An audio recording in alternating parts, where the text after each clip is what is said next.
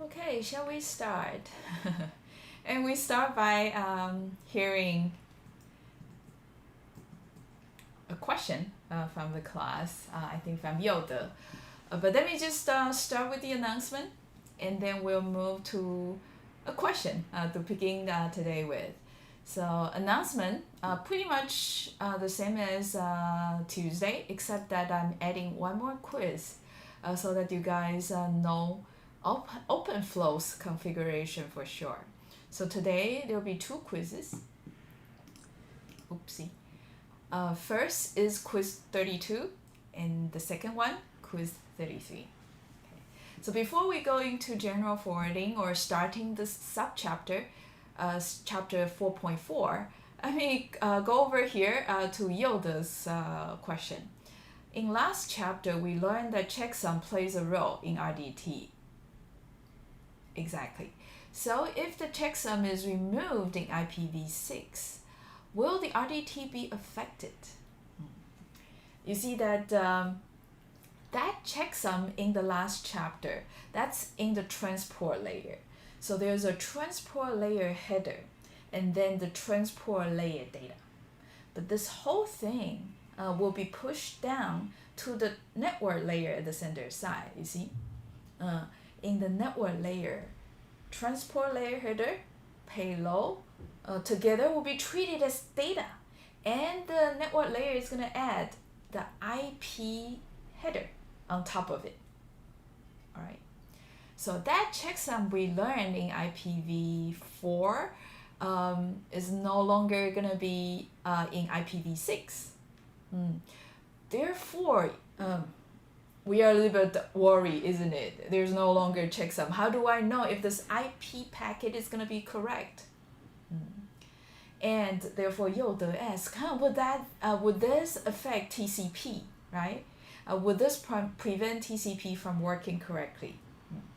You see, at the IP layer, so at the receiver end, the network layer is going to see the whole IP packet. And it's gonna look into the IP header, but it's not gonna do the checksum. So parts of the IP header might be corrupted. Okay, if that's the case, chances that it doesn't make sense at all, and the payload part of the IP packet won't get passed up to the transport layer anyway. So it would appear like a packet loss for TCP because that packet didn't get pushed out there. But still, it could happen that the payload still being passed up to the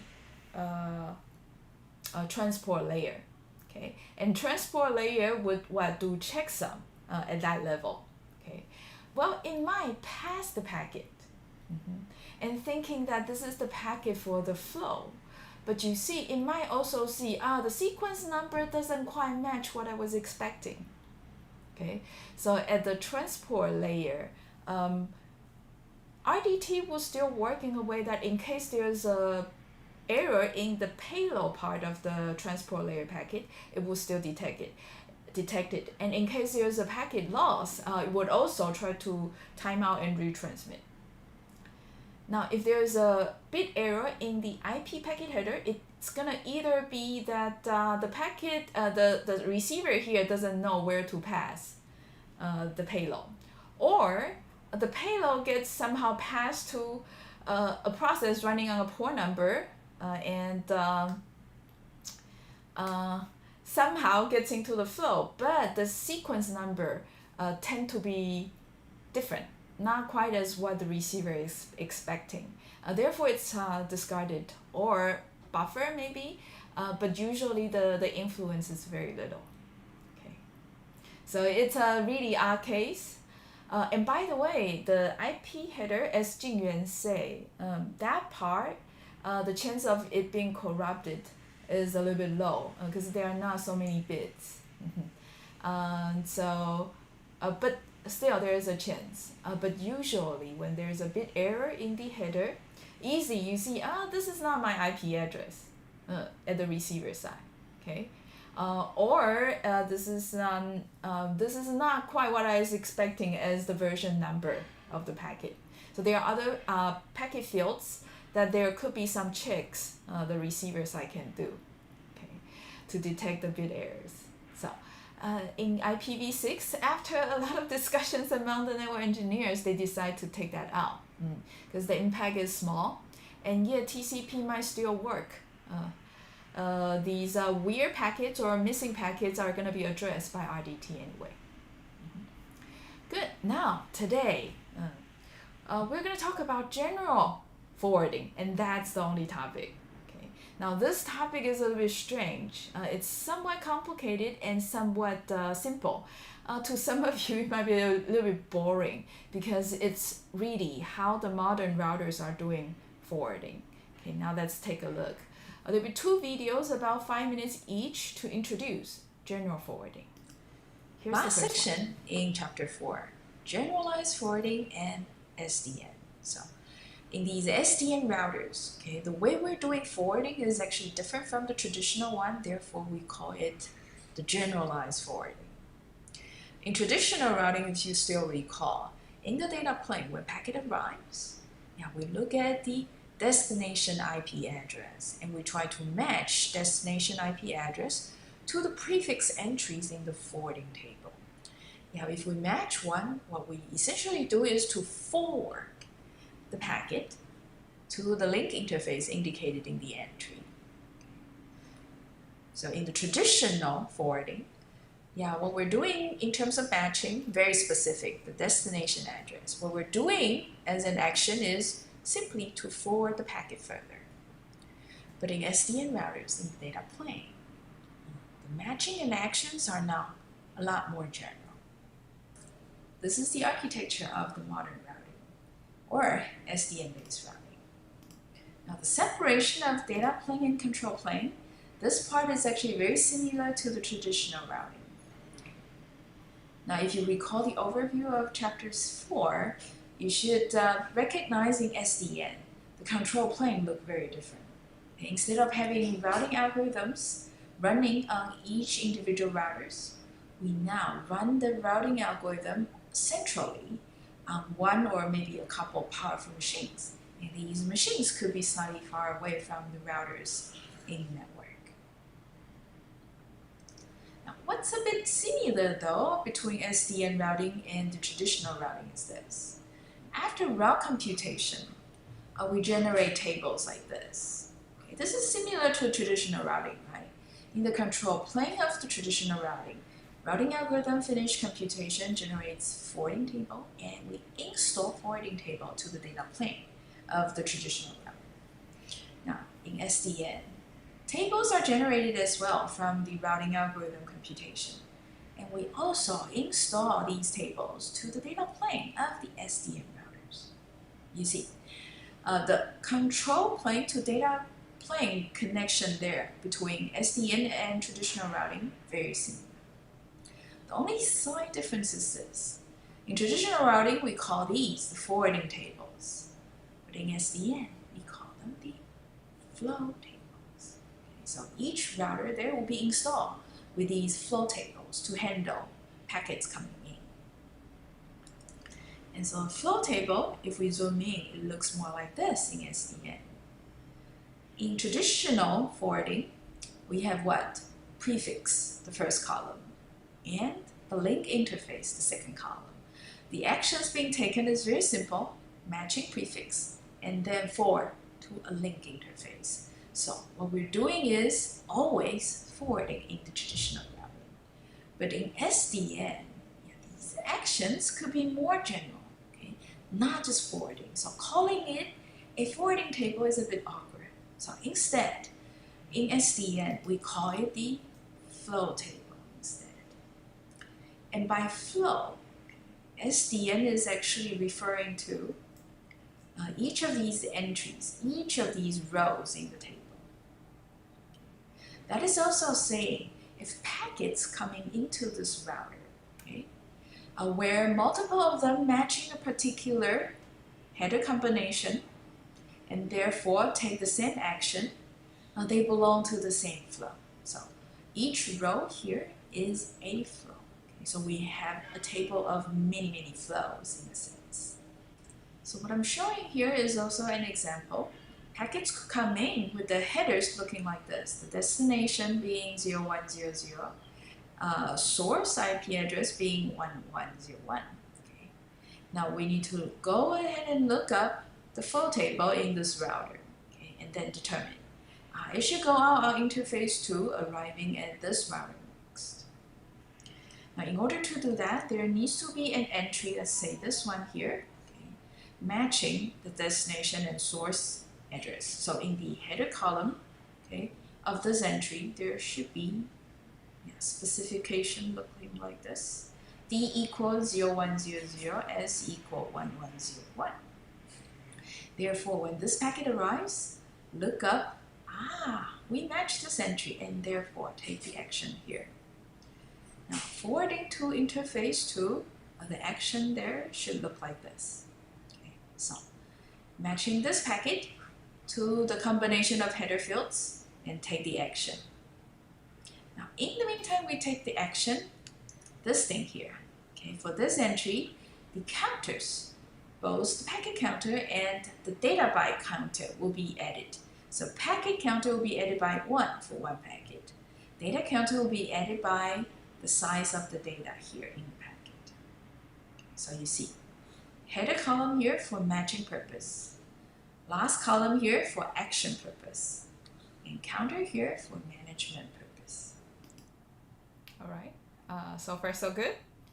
Good, let's move on to abstraction of that concept into OpenFlow, the protocol running on these SDN routers. To put in simpler words, we take a combination of these header fields with specific values, and we define that as a pattern, okay, for a flow.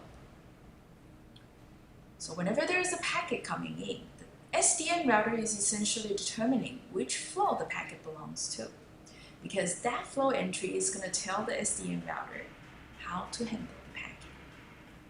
That is called the generalized forwarding. So step number 1, the most important step. For each incoming packet, take the header. Try to match the various patterns, okay, in the flow table. If there's a matching entry, go to the action column, so that's step 2, and then handle the packet that way.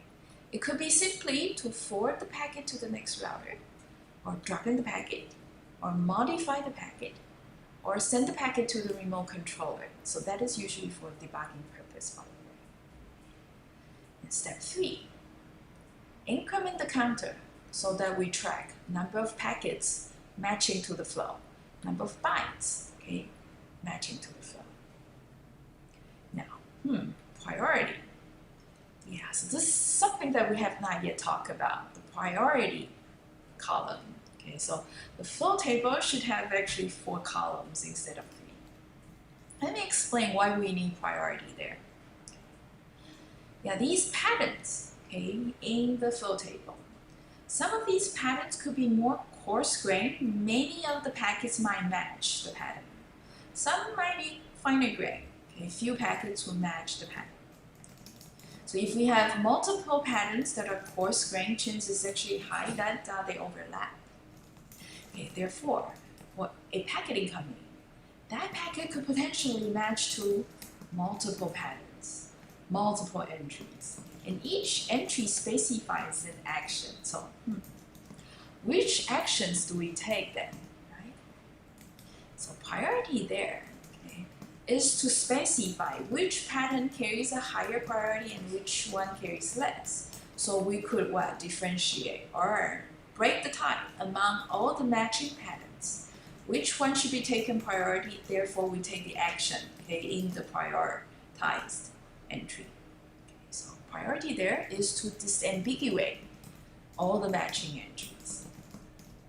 Now in traditional forwarding, we don't need to specify a priority. Why? Traditional forwarding there is to do what? Prefix matching.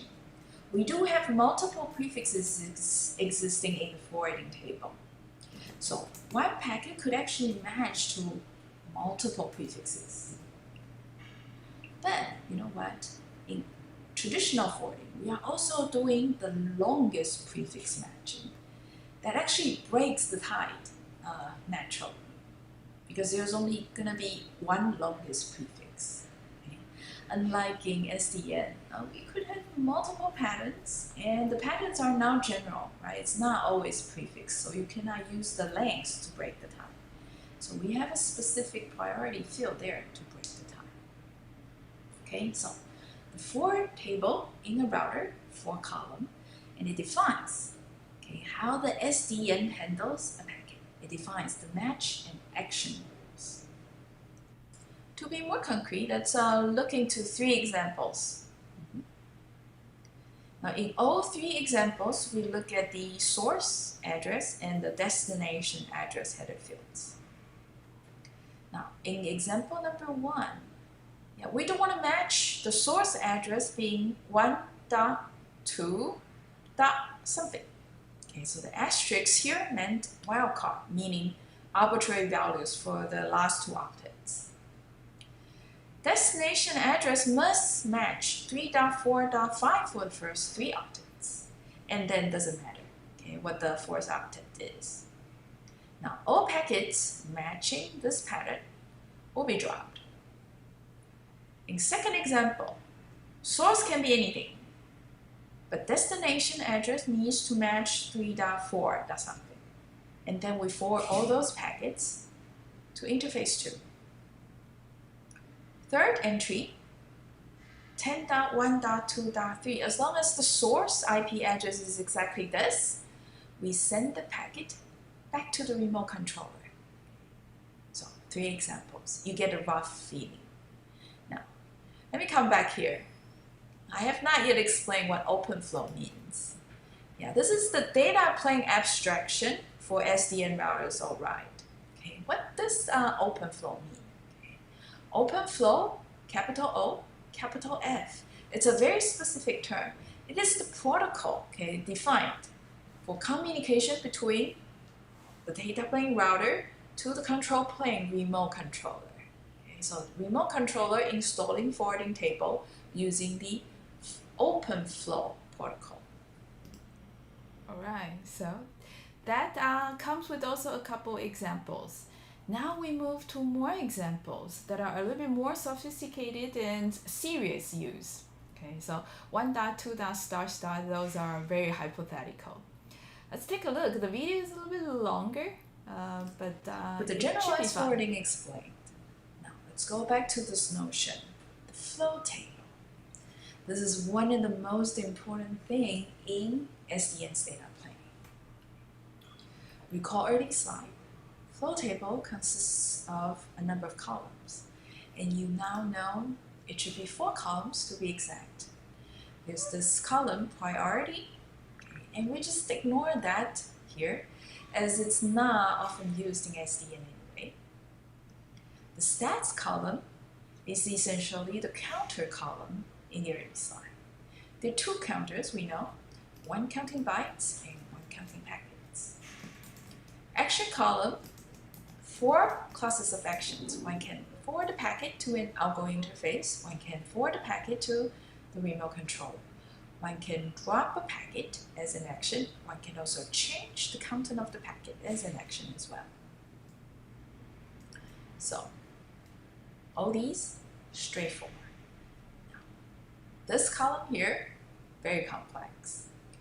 It really depends on the header fields you're using and the values you're using. So the entries, the rule column part of the entries can be very diverse.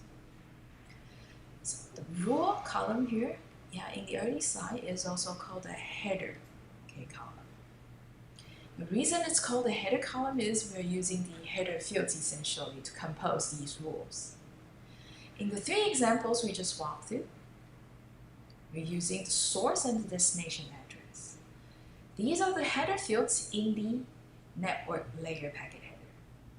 1 can use other fields in the network layer header for the rule. 1 can also use fields in the transport layer header, such as the source port number, destination port number, to compose the rule. one can also use the link layer header fields to compose the rule. What's even more amusing is this. These are all fields, okay, in the packet headers. One can also use fields that's outside of the packet headers. This is called the switch port. What this means is the packets, okay, coming into the router through a particular incoming port. Okay, so that's what the switch port meant, the incoming port, the incoming interface. So how we forward the packet can also depend on where they come in from. So that's also why, okay, in this slide, we refrain from calling this column the header column, because we do have a field that's necessary, not necessarily a packet header. So we call them rules in general. Let's take a look at how diverse these rules can be, again through a number of examples. First is the destination-based forwarding. And this is essentially the traditional forwarding, where we look at the destination address. So if you have a packet, the header, the destination field says 51.6.0.8, and we forward that packet to the output port number 6. So you see here, the SDN router can actually emulate the behavior of a traditional router. And the flow table there is actually a very general form of the forwarding table. Okay. The second and the third example are there to serve security purpose, to set up firewall entries. So let's take a look at what they're doing. First one is actually trying to match the destination port number header field. So if the packet's destination port number is 22, we drop the packet. The second one is actually matching the source address header field. If the packet source is 128.119.1.1, then we also drop the packet. So you see, dropping packet definitely, okay, something that the firewall does. Now, why blocking packet going to port 22? Why blocking packet coming from a particular IP address? Allow me to explain. Port 22 is also the port number of the SSH server. So this is the server that you contact to every time you try to log into the workstation. So after you type in SSH, what do you do next? You give the username, right? And then the server is going to prompt you for password. The hackers around the world is trying to SSH into the machines around the world. Using what? A min or root username, and guessing the passwords for the root or admin. Now, if they guess the password right, then they get into the workstation and they get to play around and set things up or change things or encrypt your PA assignments and then send you ransom emails. Okay? So blocking packets to port 22 is to block any logging request to port 22. Therefore, SSH is disabled on the machines behind this firewall. Second entry there. Okay, so this is actually more to try to prevent this attack. DOS attack, denial of service attack. You see, system admins around the world, especially those who are experienced, they will go up to these websites where the system admins share IP addresses of zombie machines. So if one day a hacker hacks through the workstation and take over the workstation, 140.112.42.161 is going to be a zombie IP address. Okay? So the experienced system admin, after looking up the website displaying all these zombie IP addresses, can set up these entries with the zombie IPs here. That would actually block all the zombie incoming traffic if a higher level hacker comes in, and asks all the zombie machines to issue, for example, login requests. Then our machine is gonna under attack. So, experience admin setting up these entries ahead of time will prevent us from the DOS attack. And this attack is also called the SSH, brute force attack. Yeah, guessing the password by repeatedly trying, that is a brute force attack. Example number 4, destination-based layer 2 fork. I know we have not yet talked about the link layer protocols, aka the layer 2 protocols. So this entry here could sound a bit fuzzy to you guys. Now, so let me tell you ahead of time what the purpose of the entry is. So with this entry, the SDN router is emulating the behavior of a layer 2 switch, of a Ethernet switch. I think we've seen something like that when we're talking about the subnet, right? Within a subnet, there are these interfaces that are connected, but the connection is there through a switch, through a link layer switch, okay, or an Ethernet switch. So you see, from one machine, this network interface could have a frame passing through and coming to the link layer switch. Now, this link layer switch will need to look at the destination address, but the link layer destination address to decide how to forward it further so that it reaches other interfaces on the same subnet. Okay, so that is the use of the switch there. So you see why. This entry here is looking at the destination address at the link layer. That is also called the MAC address, and it looks very different from the IP address. So if this packet comes in matching this link layer address, then that's forwarded to output port 3. Right? So that is. Well, I hope those examples are interesting. So what I added here is regarding those entries for firewalls. The second one is actually blocking machines with the specific source IP addresses. So for some time in the back, before I set up such that IP addresses from outside of NTU cannot access the PA server, what I do is I go to these websites that allows other network admins to report abusive IP addresses, and I kind of just download them and then set them up as blacklists, okay, on the PA machines. So you see, these rules, although we don't have SDN routers so that we could practice setting the rules, but on a particular machine, your home machine, you can actually set things up like that. Now, a home machines being behind NAT, then you worry less, but PA servers having a global IP addresses is easy under attack.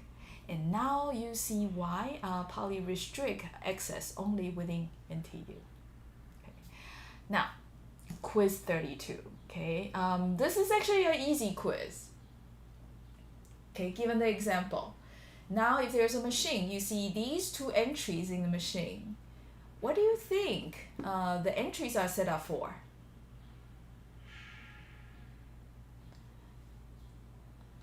Look, the first entry says this. If the source IP address is 10.0.0.1, that IP address looks familiar, right? TCP port number, the source port number 52391. Then we do this, action is here. We reset the IP source to 140.1.242.161 and change the source port number to 11999. The other entry says this. If the destination of packets coming in, the destination IP address is 140.1.242.161 and destination port number is 11999. Hey, which are these? Then what? We replace the destination IP address. We replace this with 10.0.0.1 and the destination port being restored back to 52391. What do you think these two entries are for? What are they doing? Oh, okay. Yeah, I know. Okay, probably too easy. Yeah, so I see answers flying in. Okay, let's go.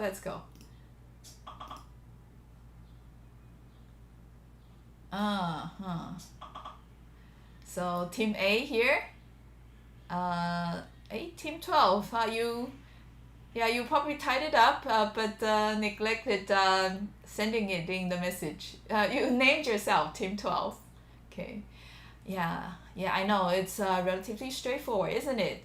We are translating a local IP address, local port number, to the global IP address and a unique port number. Okay, very good. Team 15 also said NAT translation. Eating, there you go. First translates outgoing datagram, and the second one restore back to the packet header so that it can travel inside the fake network, isn't it? Very good. You guys are picking up NAT very well, and the configurations very well. Both in NAT router, definitely. Between LAN and WAN address, very good. Shu Wei. Jia Hong, there we go. Team 5. Angela, Team 6, very good. Hong Xuan, good to see you being more active, Hong Xuan.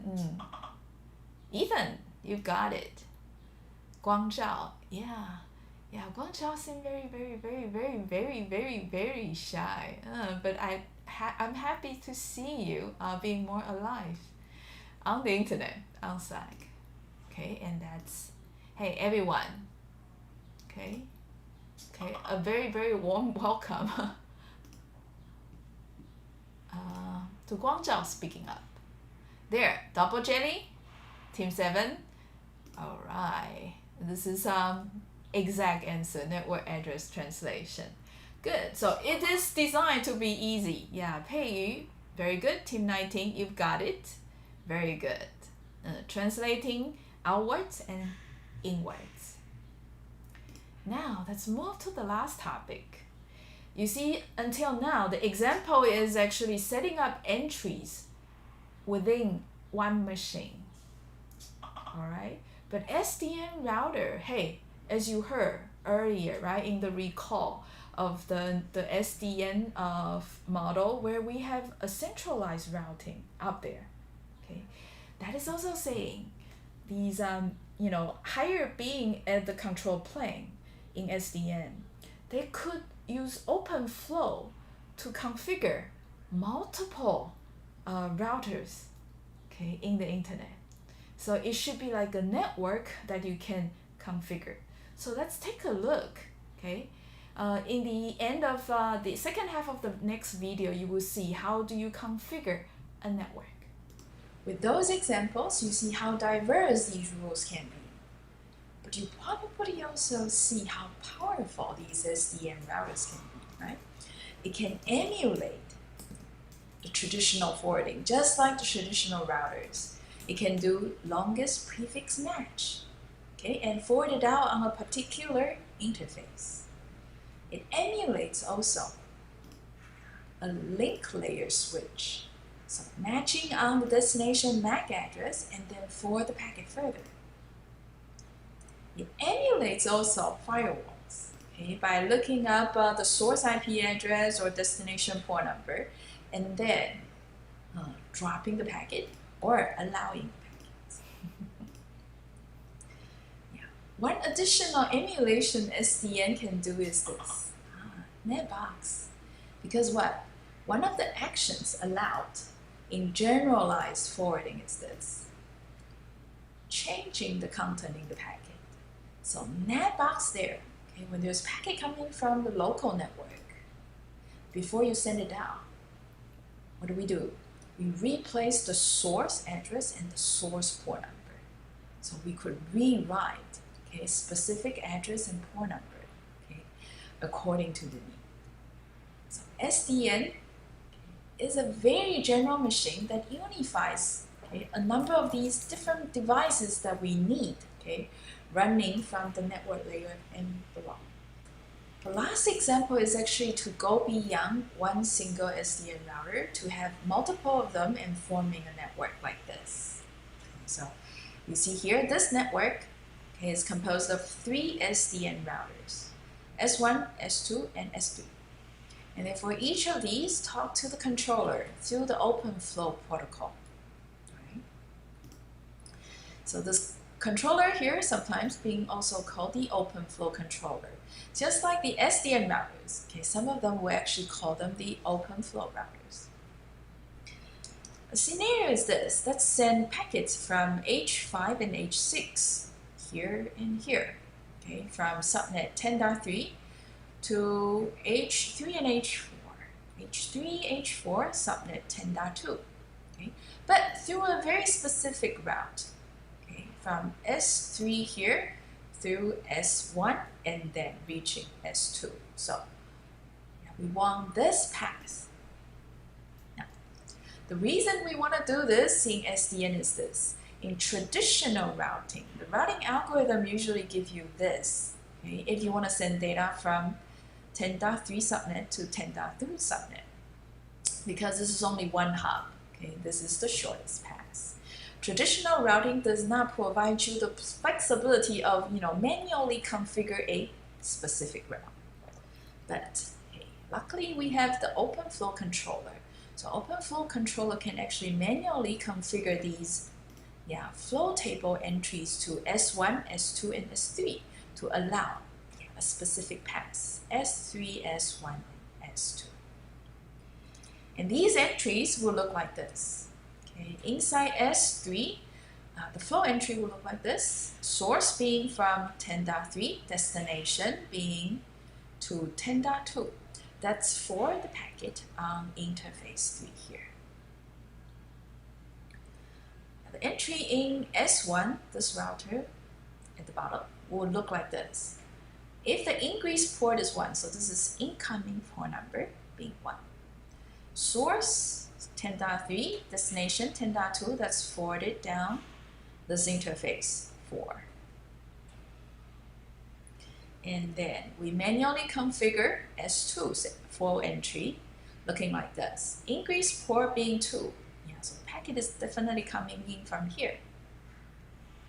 Now, we need to separate the traffic so that it goes to H3 and H4 correspondingly. All right, so these are different IP addresses. So if we match more exact, the destination address being 10.2.0.3, then go on interface 3. So data go this way. On the other hand, if it's 0.4, then forwarded on interface 4, therefore reaching H4. So OpenFlow, really nice and flexible. So something to add is just here. Traditional routing implements a routing algorithm. You know what? The controller can actually run a combination of manual configuration plus the routing algorithm. So it's a lot better, a lot more configurable, a lot more flexible than the traditional routing. All right, and that takes us to quiz 33. Okay. So this is the picture you saw on the video, the example, where we have host 5 and 6 here and host 3 and 4 here. All right. The setting was pretty much the same. Now, Q1 here of quiz 33 asks, which way will traffic from H6 to H4 go? Okay, this is very simple, right? If you pay attention in the video, watching the video. The serious question is this one. Suppose H6 here needs to send traffic directly to H4. So from here directly to H4, okay, to shorten the delay, okay, without going through this subnet here. How would you change the tables on each of these routers? So router A here, router B here, and router C here, such that just the flow from router 6, from host H6, it will travel this way, and rest of the traffic will stay as they're supposed to go. All right, think about it.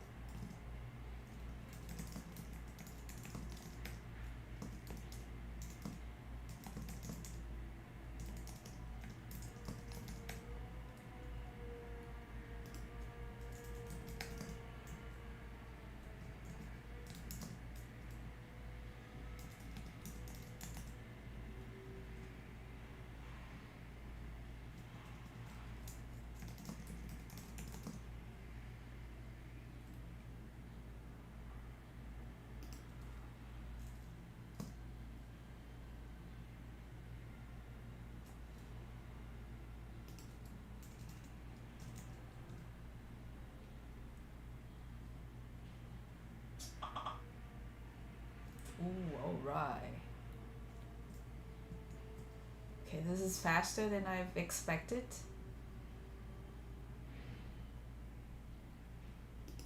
Yeah, in for Q1, definitely, right? According to the rule, given the source IP address being 10.3.something, right? And destination being 10.2.something, according to the table on the upper left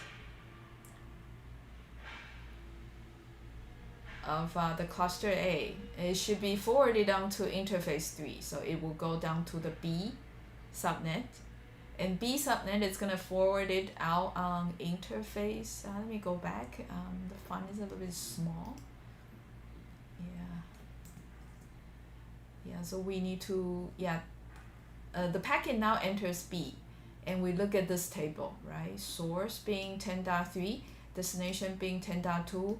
It will be forwarded to this interface. So, the traffic coming from H6 to H4 according to the setting is going to go this way, A, B, and finally reaching C. The challenging part is Q2. What if I don't want to go through B and being able to go directly from A straight to C? Do I need to change this table here at router A? Well, you see, if the packets coming from H6 arrive at router A, it's going to match this entry and automatically send the packet out here. This is not exactly what we want, isn't it? So what do we need to do here? We need to be a little bit more clear, right? We want 10.3.1.1 being forwarded this way, while the rest can still go this way.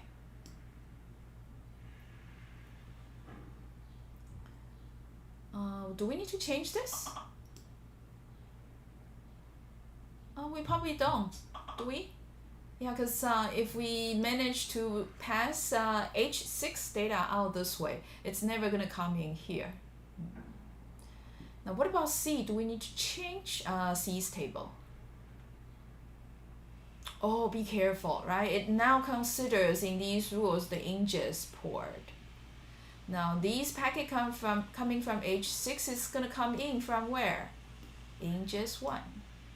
So which is the entry matching to H4? H4 is 2.2.1. So it should be this guy here, right? So, oh, no, we need to definitely change this. Otherwise, it's not going to match anything. The packet is going to be dropped here or somehow queued there.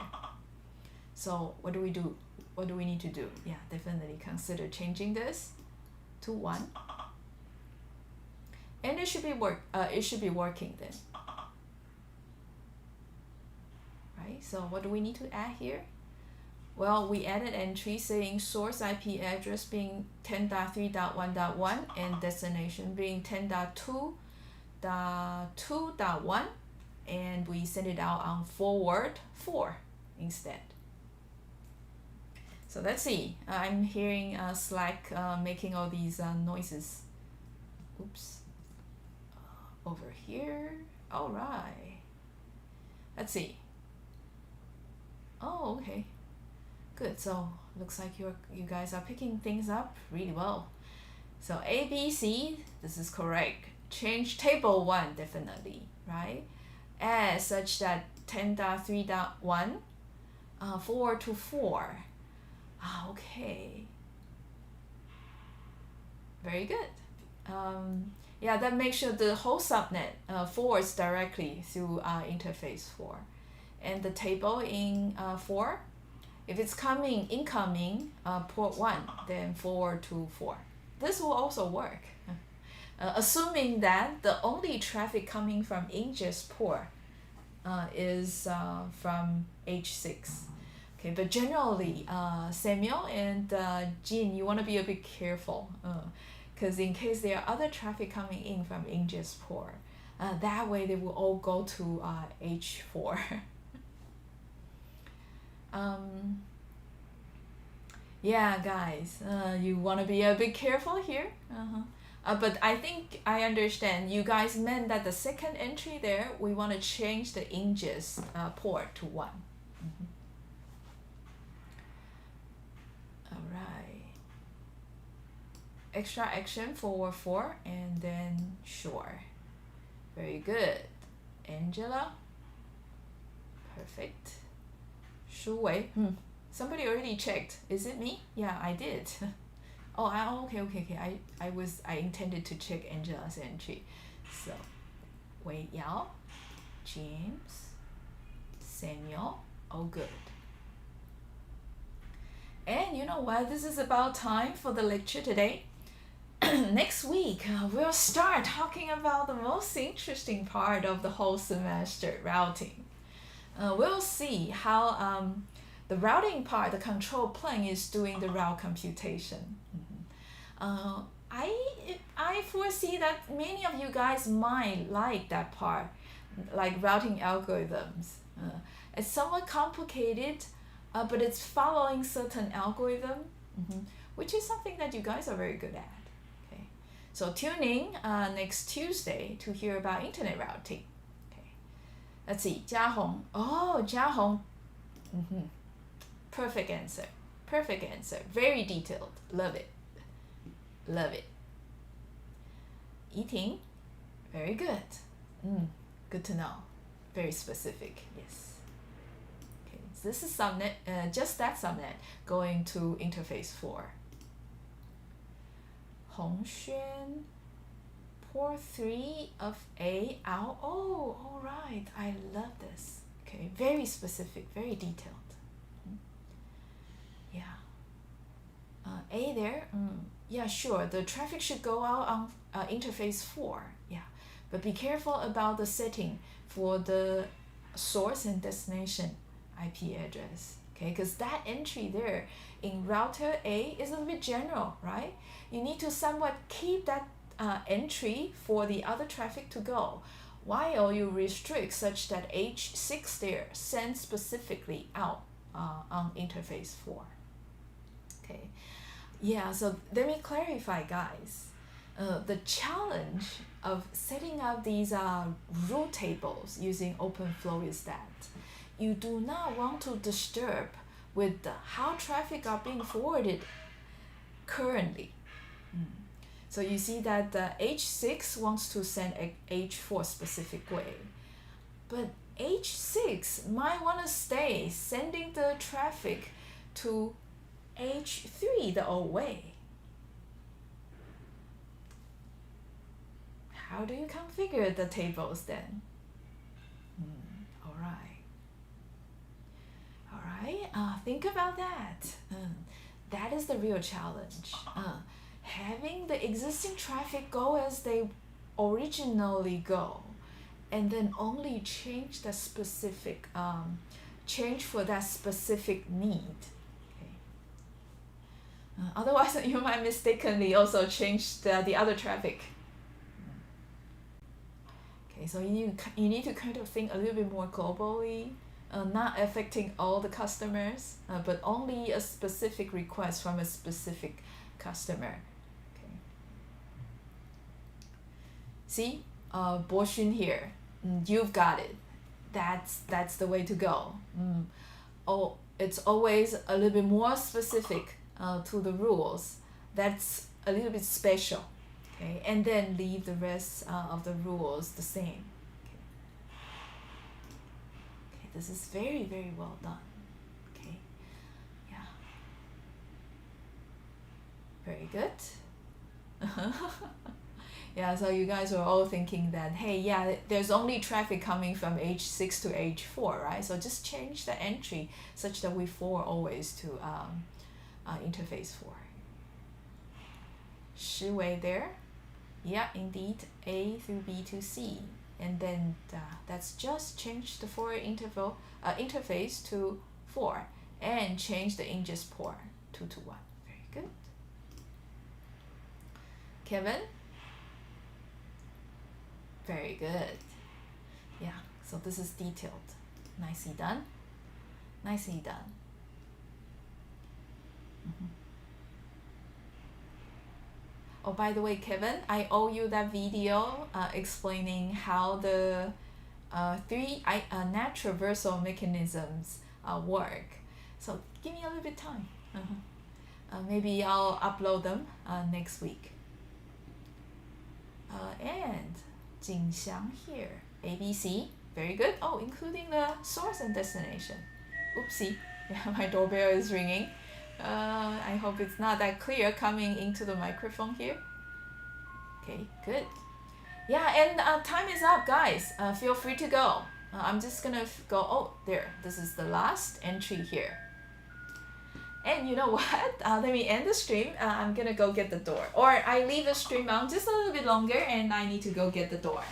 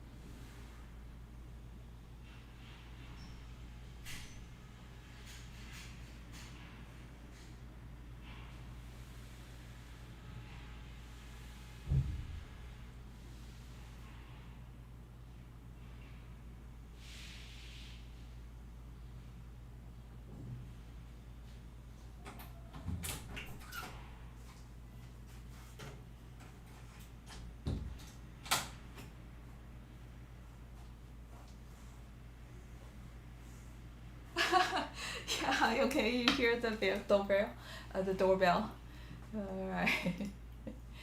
Okay, yeah, I mean, hey, it's okay. You guys can participate a little bit of Polly's life. Alright, so let me end the stream. Good. Okay, bye guys.